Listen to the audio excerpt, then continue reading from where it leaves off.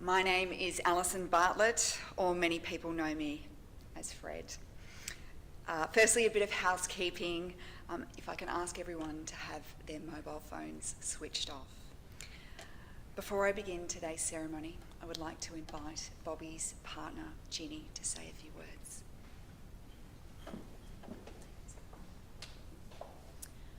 I'd like to thank you all for your support. Bobby and I have had the last 3 months to slowly get to this point, and we made every moment count. Thank you.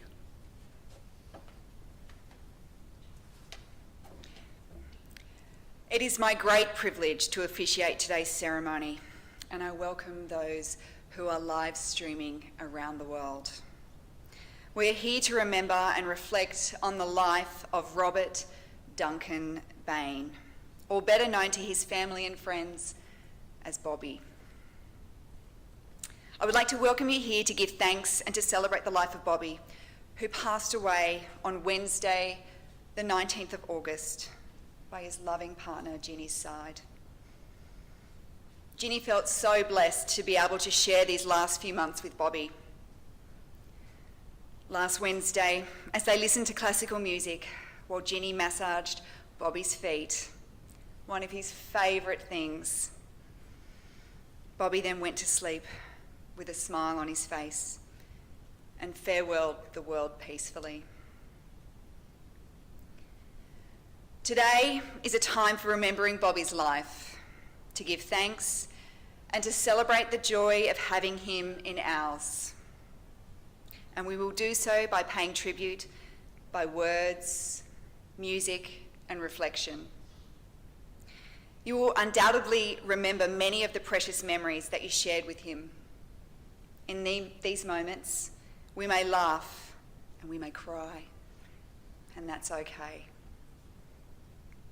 Bobby was important to each of you in different and very special ways, and today you come here with your love and respect to share in your grief and love for him.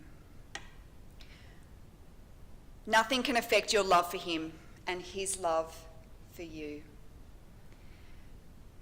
Grief is a great indicator and measure of love.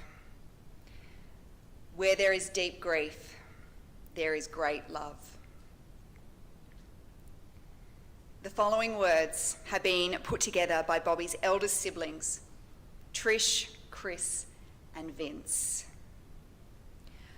Robert Duncan Bain, born on the 23rd of April, 1957. It was said on more than one occasion that the 7 children of Jeff and Mary Bain were truly free-range kids. For the most part, there was no guidance for, nor any real consciousness by those 7 of how to make their way in life. There was, however, a very strong Catholicism that developed a sense of social justice, a moral code, an idea of spirituality as something meaningful.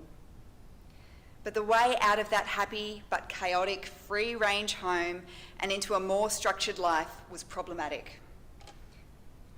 One sibling married and went off to teach in tough public schools in London, then came home overland through countries that were and remain dangerous. 2 others entered religious orders, both exiting relatively quickly. One to marry for a time and then pursue an international career. The other to follow a branch which led eventually to teaching. Embracing the great multiculturalism of this country, 2 married Indonesians and 1 married into Italian heritage. And then there was Bob. He fitted right into this pattern of unsupervised experimentation. A world of clothes, sometimes not many, parties, and the glamour of beauty that enveloped him. He was, as most of you will know, exceptionally handsome, built like a god, and deeply attractive to women. Soon enough, he was married. He told his siblings later that this was a confusing and difficult time. The vanities of the beautiful life were insubstantial and meaning was obscured. He was insecure in the middle of being adored by so many. He knew this at the time. Like his paternal grandfather Les, whose resemblance was uncanny, Bob was in general a man of few words. His divorce came at this time and he slowly began to find himself. 2 women have been particularly important in this process. Ginny, his partner, and Prue, a soulmate who came to visit 2 months ago. Bob made this point emphatically as we sat on the deck at his home in Woolgoolga last month, that like Dante, he was guided out of the levels of hell by love. His motto became, Nosce temet, know thyself, the words that greeted visitors to the oracle at Delphi as they sought to see their future more clearly. This was Bobby's greatest achievement. Self-acknowledge, the realisation that the hurts and insults, the trials and the mistakes of the past had, through the process of love, reflection and effort, brought him to a mature view of the world and a remarkable inner peace.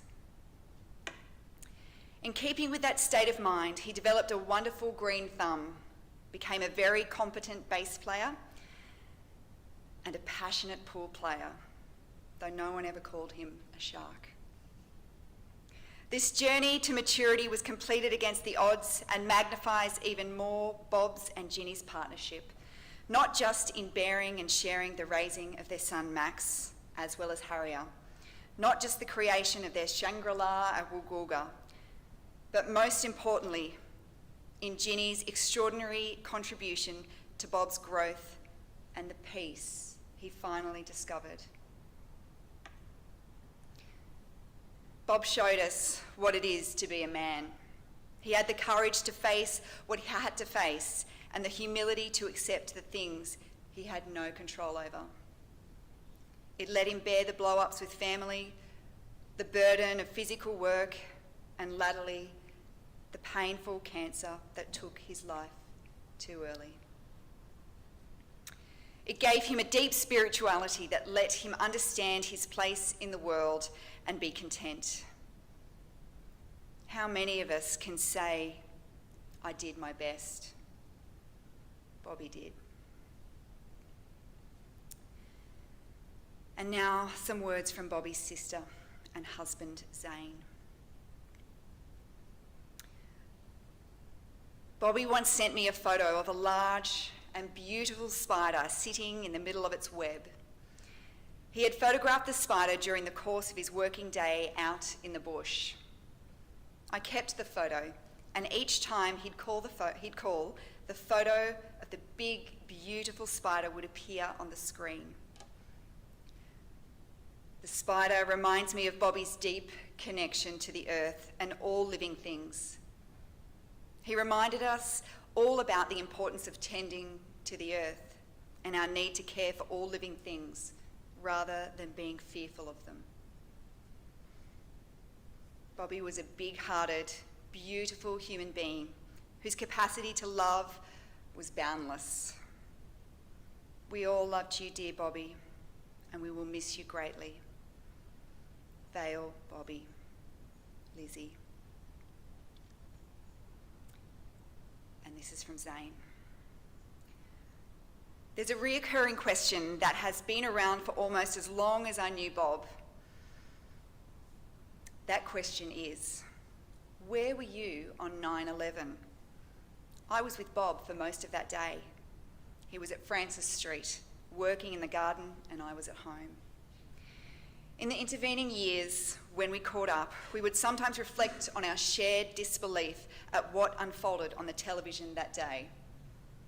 It was a defining moment for me, one of those moments you share with someone where you have made a deeper connection in the wake of a catastrophic event. The most meaningful and truly special connection Zane had with Bob came many years later when he began playing electric bass together with Zane.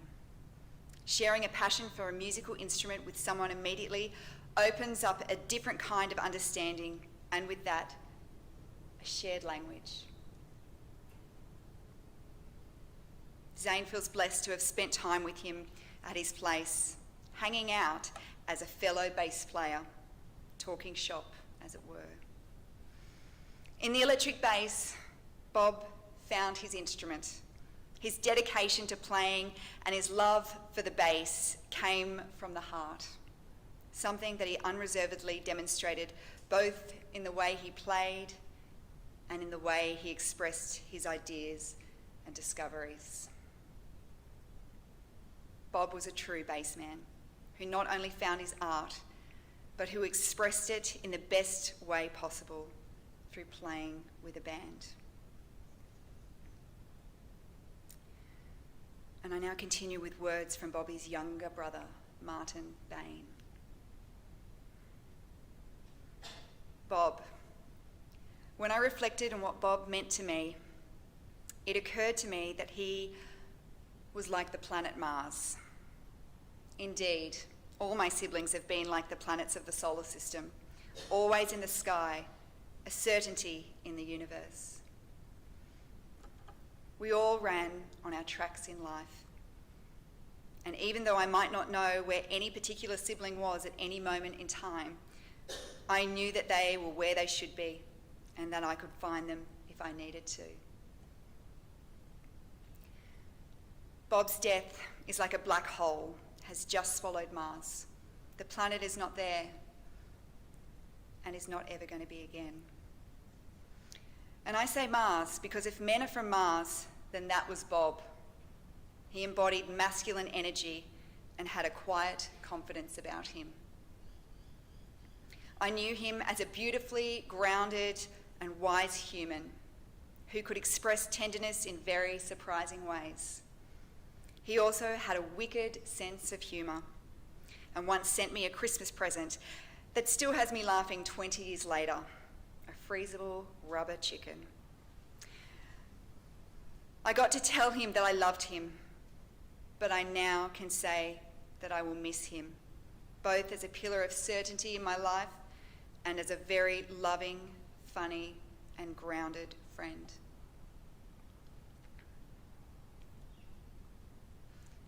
And now for some words from Bobby's youngest brother, Teddy Bain. Bobby has always been known as a gentle person with a gentle soul, and it was displayed in his manners and behaviour towards others. His friends considered BB to be a gentleman. That is the mark of a man, not his status, nor his wealth, but his character. And Bob's character was exceptional. That's the way his family and friends feel about Bob's. And now for some words from Bobby's good mate, Chris Howard.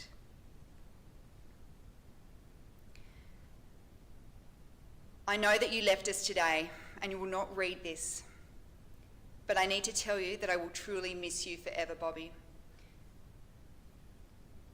You spent the last few months with a degree of dignity that is unparalleled. Everyone knows you should feel blessed to have experienced a truly amazing, caring, beautiful, musical person. I will miss you forever, but our music will live on as long as I keep playing it, and I will. We both shared something not tangible, but very, very special. Your influence and memory forever will be shared through my music, creativity, and the love of life. Thank you, Bobby, for the amazing person you are. I ask you all to take a moment now to listen to a piece of music that has been chosen by Bobby and view a slideshow that has been thoughtfully prepared by Bobby and Ginny's son, Max.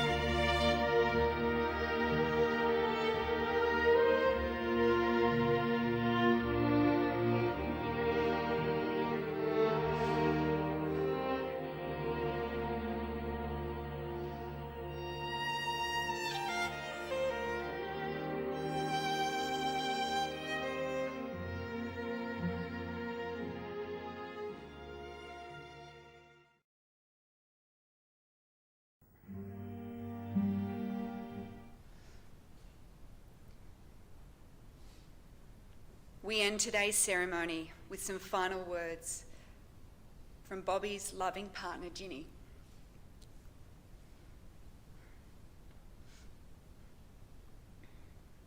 As I cry alone in bed, thinking of all the things we have said, the places we've been and the plans that we made, adventures thought of but not yet taken.